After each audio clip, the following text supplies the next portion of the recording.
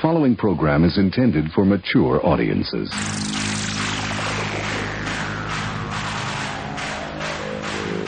In 2012, 4 men from across the United States of America and Canada got together to form one podcast. And that podcast became the Basically a Sports Show. You're listening to Basically a Sports Show. Follow us on Twitter at Basically Sports. Subscribe to our podcast on iTunes. And download every episode and more at basicallyasportshow.com. Now here's your hosts, Zach, Greg, Mike. And you're listening to Basically a Sports Show. So I checked out the Color Rush uniforms. Oh, God. There were 3 or 4 that I thought were just badass. Okay, yeah, the ones that are based on throwback jerseys are fine. Yeah. Like the Saints one and the Raiders one, those are great. Those are nice. The Broncos, the Broncos and the Chargers I like. Yeah, I liked. Honestly, I'm not big on monochrome, but I thought the Chargers one looked pretty good, and that Broncos one, especially that helmet, is just kick ass. If you ask me, That full time. Yeah, Broncos, just put some pair some white pants with that. You got yourself a look. Yeah. Well, I think, but that's kind of what we said about half the looks that they had last year. Yeah. Is if these weren't monochrome, they'd be fine. Mm-hmm. Like, there are still I will say that one is fine if it had different pants. There are some looks here that even if they weren't monochrome, I think would be pretty bad.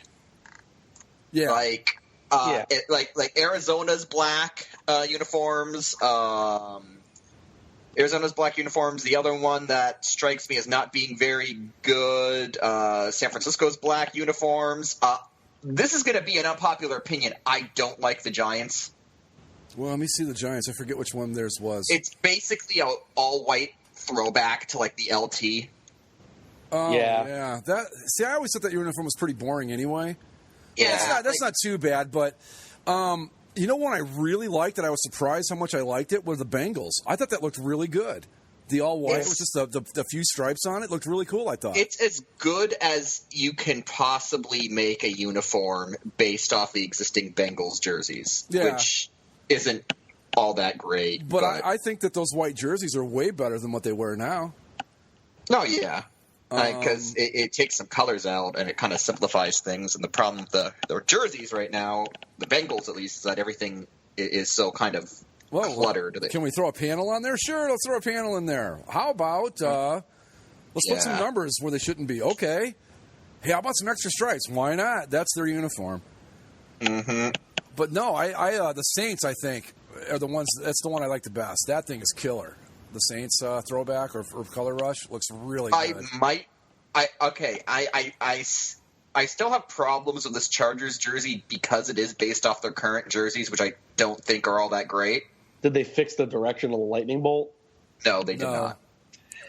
Still going backwards? Yes. And you know what else, Mike, with that? Because it looks like they've gone back to the Dan Fouts era color of blue, or maybe it's just my picture, but that white helmet... It's royal blue, yeah. The white helmet doesn't work with that jersey. No, it really doesn't. Like, to me, the only... Look, if you're going to do the Dan Fouts era look, you've got to commit to it. Just go straight throwback and have the yellow pants and the royal blue helmet, because that's that look. This is, I guess. See, I don't even know how to take this, because my first reaction is, well, if you set out to replicate the Dan Fouts era look, but just say, okay, we have to use our current template, this is probably as good a job as you can possibly do. Yeah. But then I see teams, that have completely gone with new templates for the sake of completing a throwback look, like the Patriots, right, or the Giants, or the Browns. Like, these are teams that said, or the Broncos, we're not going to stick with our primary template. So I don't see why the Chargers couldn't have gone with something a bit more throwbacky to really kind of capture the spirit of those uniforms. Yeah, but you know what? If everybody starts doing too much throwback stuff, then it's not Color Rush anymore. It's just throwback stuff. I'm fine with that. I'm fine with that too. I've got no problem with that. But I like the Saints. I think that should just be their full-time road look to me. Although I like the gold pants too, but the striping is just awesome. I say the same thing with the Raiders. I think too. Those silver numbers. I'm not big on the silver numbers. for some reason, I've gone through this list like 5 times, and I keep missing the Raiders. So I'm trying to. Like, I assume it's just all white with the silver numbers. All white, silver numbers. Yeah, it's basically their AFL throwback with white pants. I honestly, okay. See, the thing about it is, I really like the silver numbers, but I also really like their primary look as is. So it's the Raiders are one of those cases where either choice completely works for me. So The Packers, I like the all white look. I think that'll look kind of cool. Yeah, I don't like the white pants because now they look even more like the Edmonton Eskimos. That's okay. Eskimos were like, what, 5-time Grey Cup champions with Warren Moon, right? Yeah. Indeed, they are. Yes. There you go, man. If you're going to pick a Canadian team, that's the one. The one that's interesting to me is because it's kind of it's not a straight up throwback; it's a mixture of things, and I don't know if I like it or not. Is the Patriots look? The Patriots actually probably are my favorite ones. The jersey's so much better than what they wear. Yeah, I don't know if it works with the number font though. I don't think the number font is particularly optimal, but to me, it just I'm in the minority in that I actually kind of like the current Pats home uniforms. This just seems like it takes everything that works about that uniform and just strips away all the stuff that doesn't. So my 2 favorite are definitely the Broncos and the Patriots, and those are easily the 2 that I think could just be awesome upgrade full-time looks if they just paired each one with white pants. Here's what you do with the Patriots. You take that jersey, go back to the block font they wore with the red jerseys, put Pat Patriot, the stripes on that silver helmet, and that's a badass look, I'm telling you. That would look so good. Get rid of Flying Elvis and go back to Pat Patriot on the silver helmet with the old stripe pattern? Come on. They're not getting rid of Flying Elvis until at least Brady and Belichick retire. Of course, they're not going to do anything I say. If they were going to, then I would be on the phone with them instead of you guys right now. Be like, look, I'd be on the phone with all 20 or 32 teams going, look, we got to talk. I just think that would look really good. I like the Patriots jersey. I don't like monochrome anything, but that looks good. The weird ones, to me, are the ones that basically just kept the same jersey, but changed number colors, like the Vikings, the Ravens, and the Texans. Oh, see, now I'm looking at the Browns jersey on the mothership here. I like that. That would look good, except not with the brown pants. That Browns jersey is it's good because it strips away all the bullshit that makes their current look terrible. So, I mean. Yeah. The Browns aren't going to be wearing these jerseys this year either, though, because of a color. They'll be for sale. They'll be for sale, but yeah, they can't wear them. Another good one for much the same reasons is Atlanta. I like Atlanta's. It's a very simple look. Yeah, and I think that and that works because, well, to me, the Falcons, along with the Bengals and who's the other one? The Cardinals. All 3 of their primary looks are like just stuck in the worst aspects of mid-2000s uniform design with like just over-indulging in panels and tapered pant stripes and piping. And so, when I see the Falcons and when I see the Falcons, at least, they come out and it's just a very simple jersey. It's just a red jersey. Their logo's on the sleeves and they've got, block number font. It's not the most exciting thing in the world, and I don't like the monochrome red, but it's a step up. Definitely. Their uniform is just so tired now. I mean, it was never good to begin with, but now it just looks so incredibly dated, like Denver's does. Denver's just looks. They might as well show up wearing parachute pants or something. The Broncos are really the first ones to kick that off, and they've smartly just kind of gone with Orange Crush pseudo throwbacks, which I dig. Yeah, they need to fix that whole mess. And get rid of the cyber horse. Yeah, go back to this helmet with the cool stripe, the striping on the jerseys. Lose the orange pants. Well, you could wear the orange pants on the road with the white jersey. It would look good like they used to back in the old days. I just, some of these, it's like these teams are going to be. Well, I don't know because you don't know how many uniform dorks are actually out there. But some of these teams are going to be like, maybe you guys ought to go with this full time. Like the Bengals and the White Tiger look, that is so much better than what they wear now. So much better. It's a nice economy of striping. It's not all over the place. It looks good. But then again, if you want to talk about a uniform that did the Bengals striping right, it was their last set before the current set. Yeah, so right. Maybe changing was just a stupid idea in general. I think it's all. What do you think is the worst one that they put out yesterday? Out of all worst of them, one. The worst one is easy. It's Seattle. I don't know. Tennessee's pretty bad. Jacksonville's not the greatest.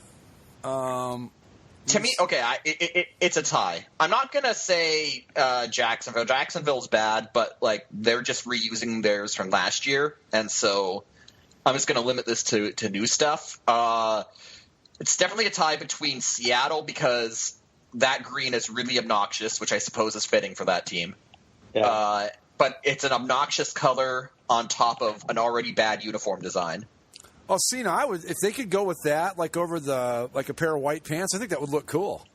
When they had the lime green alternate jersey, I always liked that. Yeah. But as full head to toe lime green thing. Oh no, they look like highlighters. Yeah, that doesn't work. And I had said yesterday that their color rush game is going to be against the Rams. The Rams are supposedly not going to wear their color rush jerseys in that game, so not highlighter yellow versus highlighter green. That's too bad because that would have been some seriously ugly stuff. Well, I was gonna say that the other uniform that I think is probably takes cake for the worst is Washington's.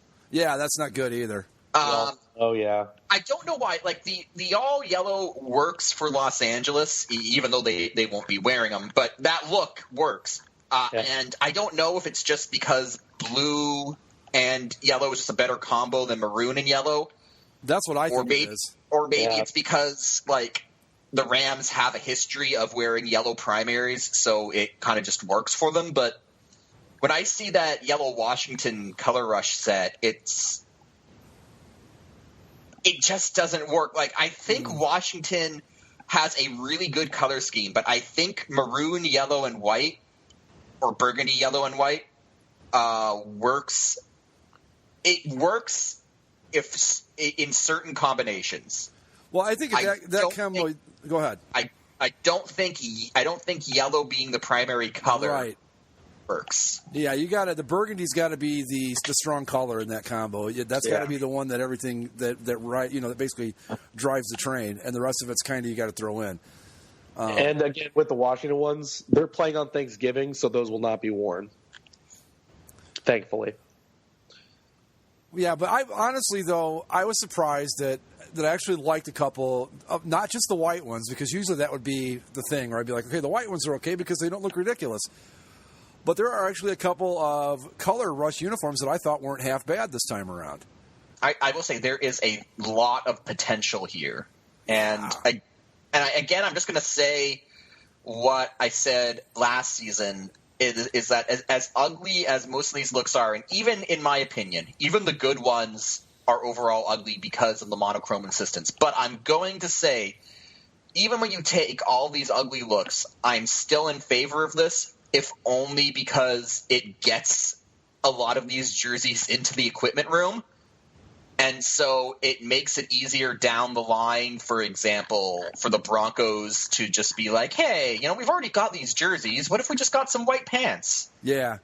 And so that's why I'm happy that a lot of this is happening, because it's getting a lot of these jerseys and a lot of these concepts out there that hopefully these teams can pick up and run with in a few years. I think one thing that's a little discouraging, though, is the fact that they said some of these, like I said, aren't going to be worn this year, but they are said that they're going to wear them next year. Oh, yeah, this isn't going anywhere.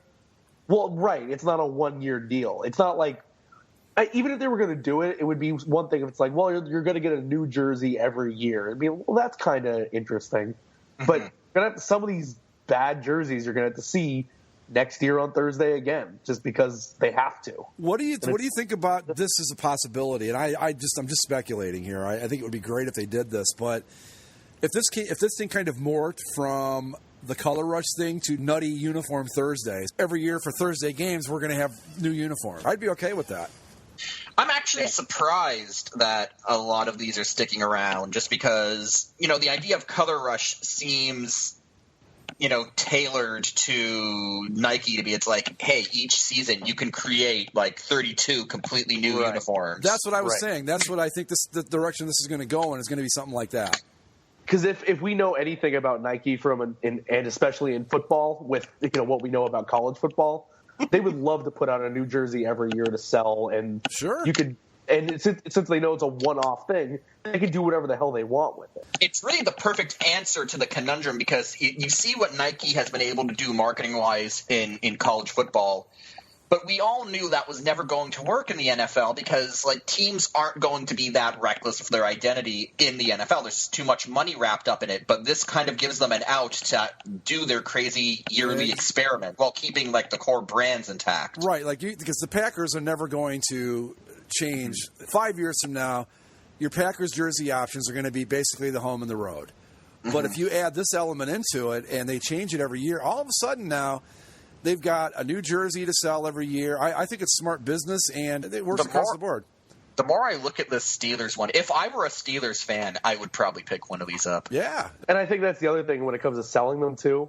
They might look awful as a full uniform when it's head-to-toe color, but a lot of these say, oh, well, the jersey itself is fine. And then you can sell one of those as right. And what sells out of the uniform packages here? The jerseys. Although, again, I'm shocked that they haven't started selling sweatpants with striping patterns down the side. I've thought that forever. I don't know why. I used to not tell people that because I thought it's too good of an idea. But it's just I don't know what But you think about it. Why wouldn't that have ever happened? Or maybe it did and it didn't sell. I don't know.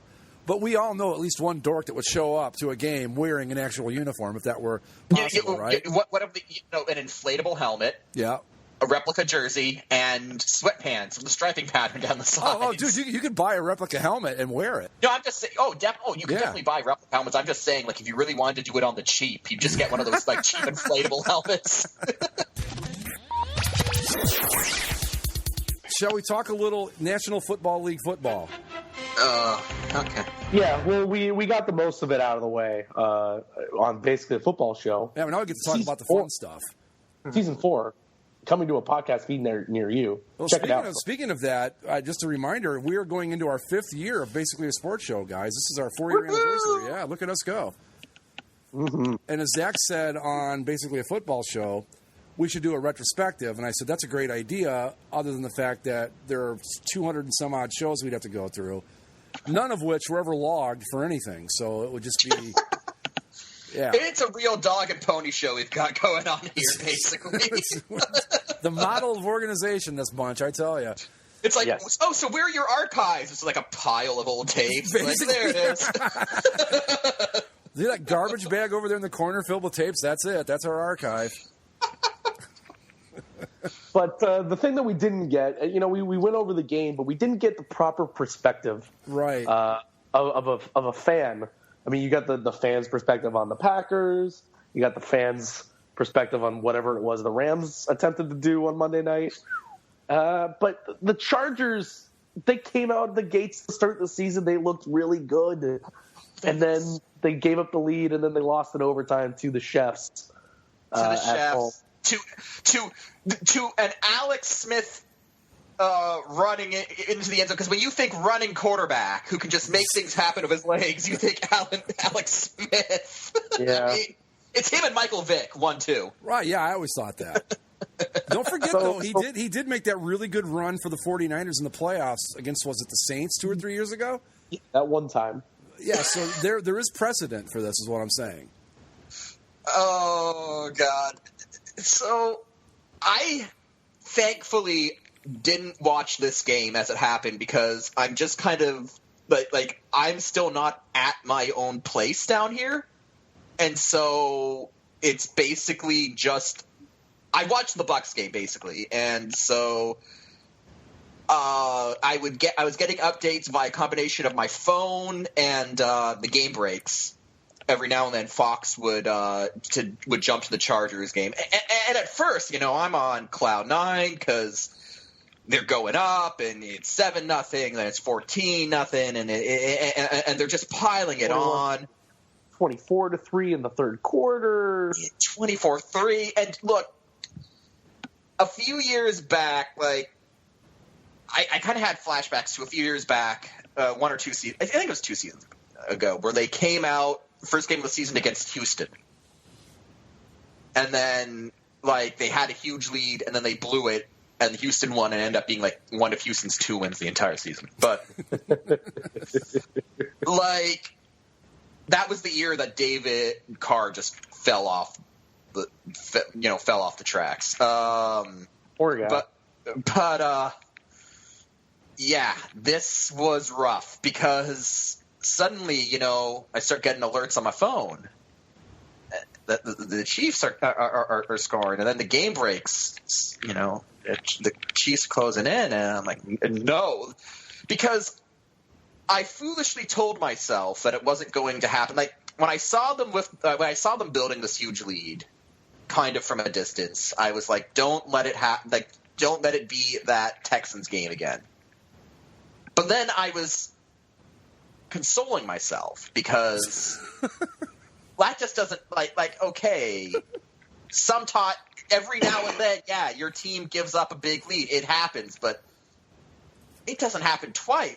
You don't do that twice within 3 years of each other in the first game of the season, right? Like that doesn't happen. So that's not going to happen.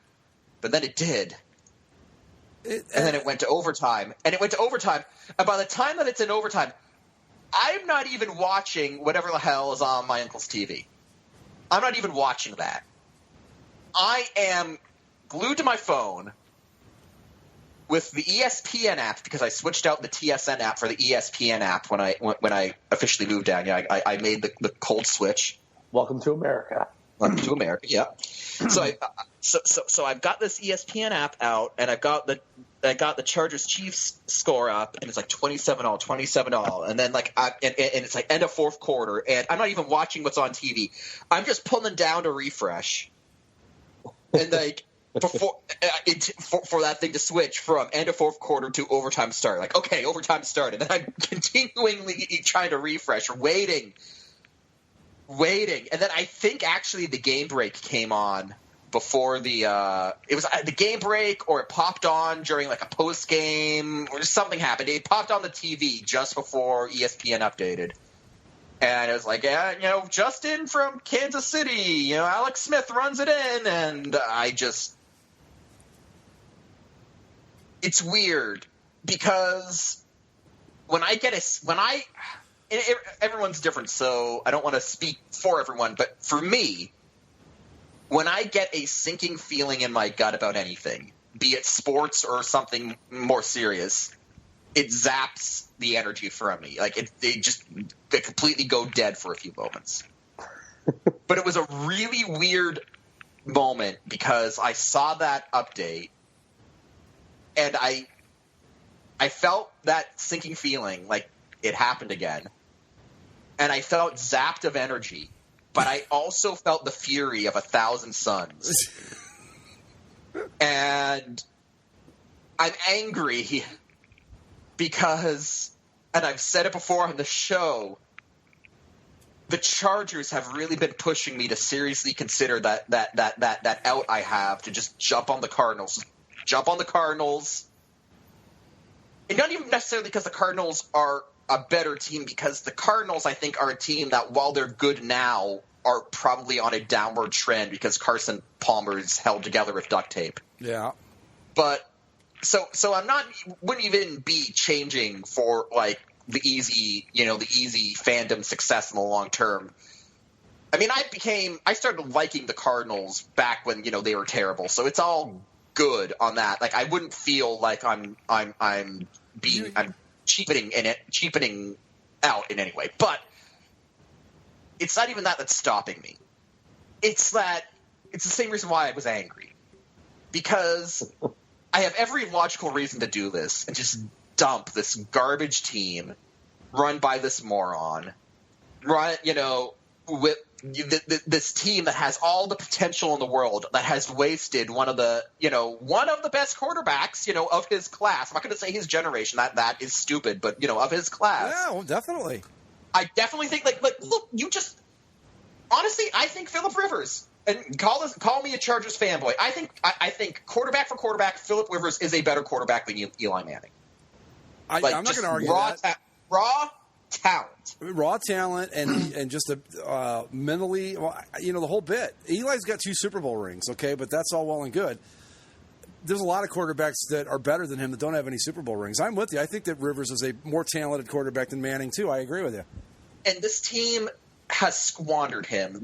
Not only have they squandered him, they've squandered Antonio Gates, the Daniel Tomlinson, Junior Seau, and Doug Flutie. Doug Flutie, man. And it's just... And I'm watching all this happen, and I'm like, I just want to go, fuck you! And now their big plan to solve their stadium problem is to basically become the football Clippers. And nobody wants to be the Clippers of anything. Except the Clippers. The Clippers, they don't even want to be the Clippers if they're honest about it. And so this team it's like daring me to just walk away, but I can't do it because I've been rooting for them as long as I've been aware of football. I know the feeling, man, believe me. We were talking about it yesterday. And it's like, and it's like the team knows this, and they know I can't quit, so they're intentionally trying to torture me like this, where no joke, okay, I go into the season with no expectations, because why would I?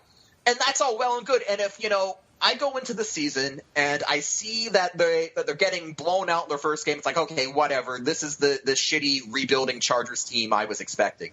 But for them to actually go out against the Chiefs, a team that a lot of people have picked to win the division. So the Chargers go out against this highly touted Chiefs team, and for them to be up 24-3, for them to just be piling it on, and it's even like if they had just come out and sucked, it would be one thing. But then they get my hopes up. Like there's that moment, right, where I'm watching this. Where I'm not watching the game, but I'm watching the scores come in. I'm watching the score lines, and I'm going, you know what? I didn't have any expectations this year, but maybe the people saying the Chargers were a sleeper pick, maybe they were onto something. Maybe this team, has some hidden mojo that nobody saw. Maybe maybe they can take advantage of the fact that the Broncos really don't have a starting quarterback. Like maybe this is the entire season starts unwinding in your head where they somehow win the Super Bowl, and then before you even get to the AFC Championship game in your head, it just comes crashing down. Well, yeah. That's I've had that bottled up for a couple days. Well, at least the Cardinals. Hey, yeah, but you know what? At least they were competitive. The Chargers. They made a game of it. I think too, Mike, and I don't mean to twist the knife or anything here, but I think what makes it even worse a little bit is that they let it happen to them from a team that's not known for being able to come back from being down 24-3. The Chiefs aren't exactly an offensive juggernaut. No, the Chiefs are the team that if the Chiefs beat you, it's consistent game management and they just wear you down throughout the course of the game. Like the Chiefs are a team where if you are able to pull out ahead of them, they just don't have the firepower to come back. Right, and for them to be – when they were down 24-3, I thought, well, that's that. And the Chargers got out to – they're going to get a big win, start the season, and like you, maybe these people that think they're a sleeper playoff pick might be right. And then I just watched the Chiefs and the thing about it that was really kind of impressive from the Chiefs' standpoint is they were they were methodical. They never seemed panicked or anything. They just went out and got the job done. Which, of course, the one time Andy Reid doesn't fuck up clock management in a close game in the fourth quarter is when he beats the Chargers. That's fantastic. Mm-hmm. Yeah. I don't think anybody can blame you if you went to the Cardinals. I was going to suggest, you should be a Rams fan. I think there's some sort of precedent here that you could probably make the switch. No, you could.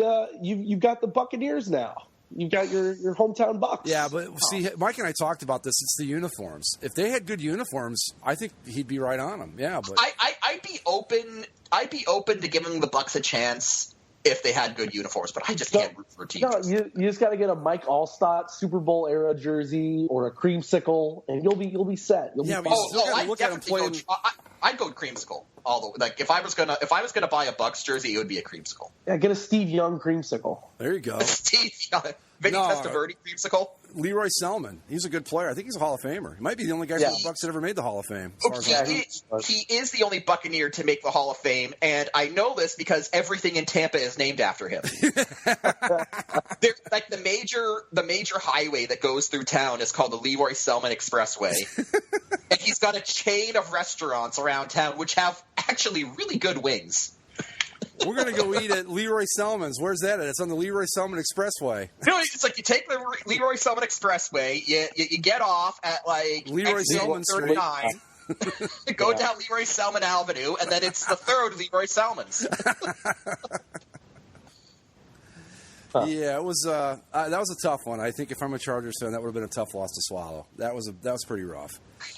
Yeah. Yeah. Well, at least they come home to that ravenous home crowd that they're going to have in the queue. That's going to be interesting. I don't even blame San Diego fans at all. Like, I don't.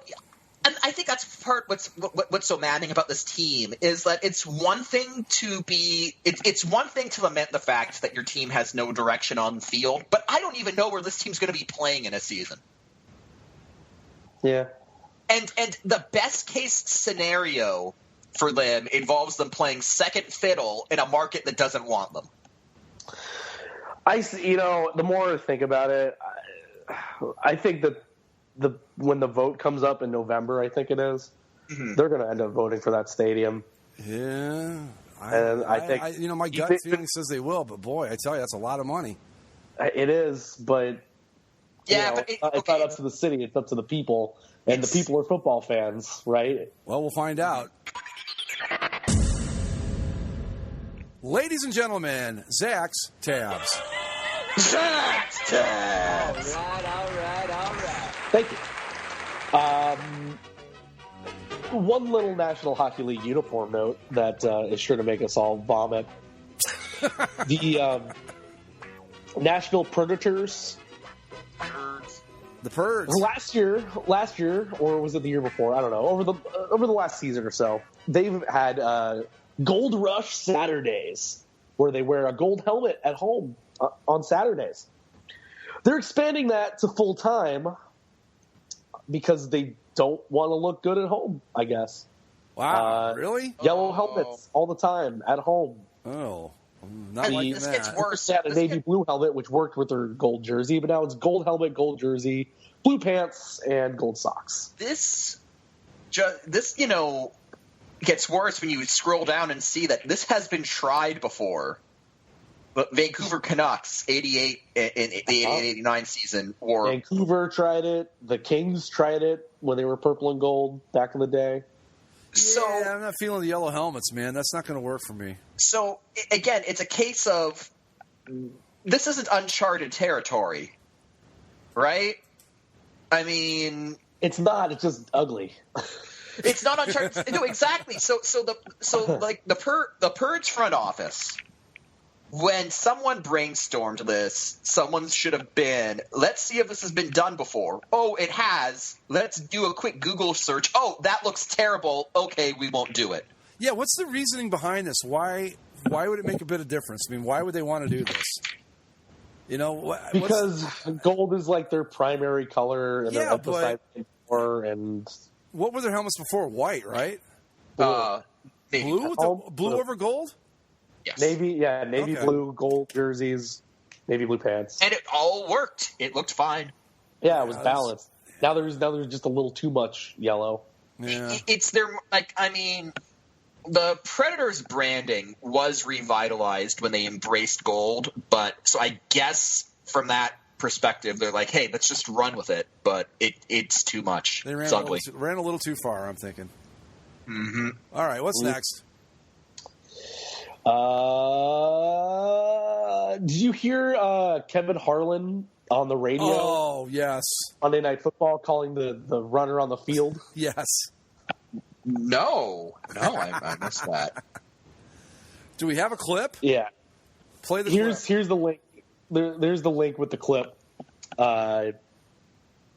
You can slide it in there later, but it's great because the not only it was just a terrible game. Like, not only were the Rams getting blown out, but neither team looked particularly good at anything. So he was just kind of bored, Right? And so the first exciting thing that happened was the guy running on the field, and it's just he's at the 30, he's at the 40, he's taking his shirt off, he's drunk, he's banging his chest. Here come the blue shirts. Makes a U-turn. Here come the Blue Jackets. Oh no. Yeah, and then I don't know who was calling the game with him. Do we know who the color guy was? Let's see. Does it say it on here? This is great. He's bare-chested. He even said he goes, that's the most exciting thing that's happened in this game. Yeah, it was funny. It was good stuff. So props to Kevin Harlan, because usually like, oh, we're not going to show this idiot because and they do the whole announcer thing, which is fine. But and he was on Dan Patrick's show the other day, and Patrick asked him about that. He's like, if you were on TV, would you have said anything? And he's like, probably not. No, because we generally shy away from that sort of thing, because on TV they wouldn't show it. Right. Whereas on radio, it's happening. You can't ignore it. I mean, or especially in a situation like that where it was as crap as a football game as it was. Yeah. I tell you, I said it on the football show. I'll say it again today. That game, the Rams, that night reminded me of the very first game when the Browns came back in 1999. It was just so frustrating where you got to the point where you just wanted them to get a first down. That's how bad it was. Just horrible. Okay. Yeah. All right. Moving along. Let's see. Penn State, for whatever. They are not done honoring their great coach, Joe Paterno. Jesus, I don't fucking believe this. Go ahead. This Saturday against Temple will be the 50th anniversary of Coach Paterno's first game as the head coach of Penn State football. And then the following Saturday is the anniversary of the first time that Jerry Sandusky molested a kid in the showers. Fucking assholes. According to this, it's not clear how they will commemorate it during the game.